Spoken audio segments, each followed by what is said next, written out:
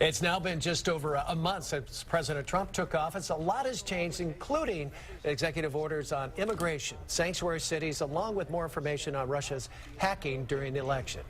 And joining us now to talk about a lot of that is East Bay Representative Eric Swalwell. Eric, thanks for coming in. Thanks for having me back. Bright and early. I know you come back pretty much every weekend, do you not? I do, and I'll be back Monday morning to D.C. Okay, well, let's talk about the DNC. Big doings out in Georgia right now as you guys get a new party chair. We've got a lot of great candidates. I see this as a blank canvas, a big blank canvas, opportunities for us to, I really think, stand up for protecting our care, the Affordable Care Act, making sure that we protect a woman to make her own health care decisions, and also to make sure we continue to ask the tough questions about what was going on with the president and his campaign with the Russian government. Yeah, leadership is important to set the tone, though, in terms of kind of where the party goes next. People are calling it a party in crisis and trying to figure out where we go and how that goes. I think people are really fired up across the country, and they're looking to unite.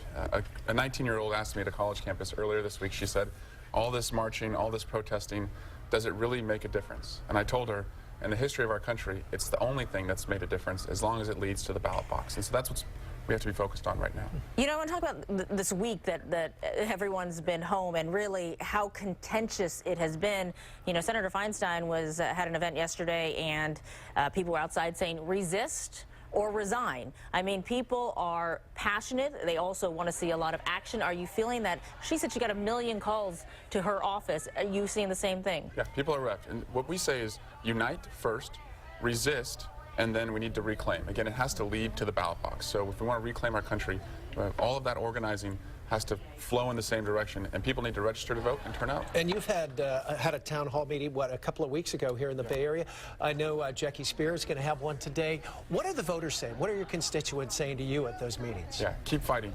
And so they're awake. They are really terrified about what this administration wants to do to new Americans with the raids going on across the country. They're terrified about being unwelcoming to refugees, something that we've never done before. They're afraid just about the prospect of this new economy and whether he's really going to deliver the promises that he's made. Here's what I want to know, because, you know, at this point, you know, Republicans have control of both the House and the Senate.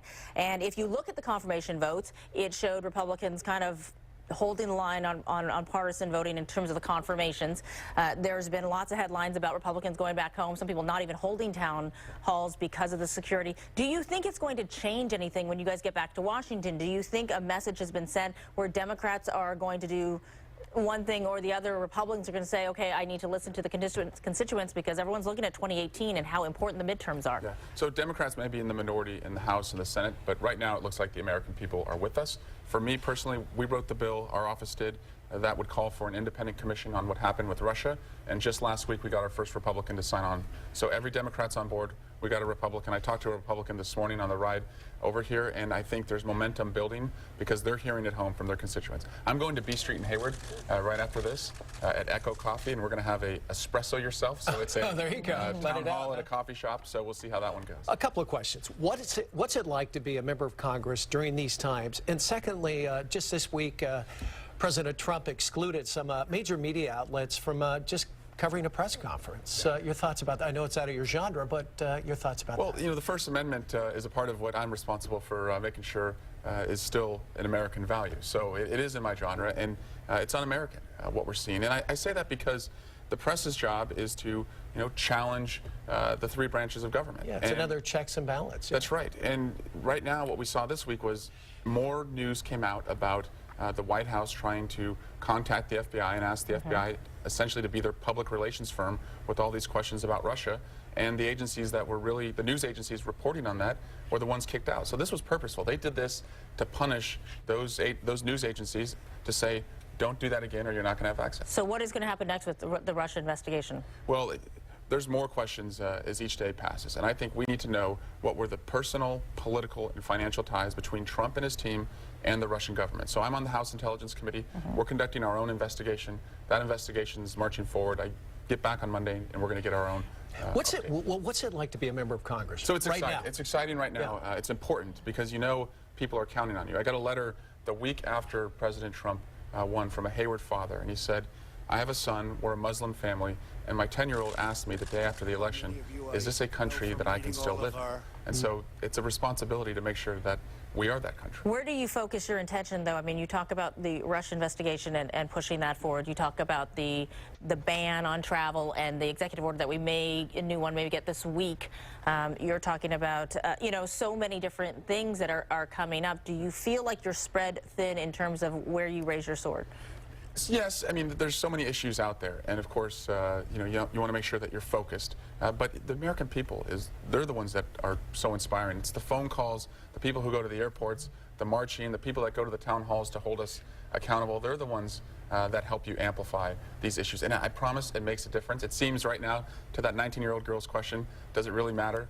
It seems like it doesn't right now, or it doesn't make a difference, but I think when you look back a couple years from now, you're going to see that this moment in history, the American people united, they resisted, and then hopefully we were able to take back our country. True or false, town halls used to be, you're really trying to get the word out saying, hey, come, please, we want to hear from you. Now it's standing. Now you got to sell tickets practically, right? Right, that's right. So, but that's exciting. People want to participate in their democracy. How about sanctuary cities? Berkeley, San Francisco, San Jose, cutting off federal funds. The president even tweeted he might cut off funds to Cal.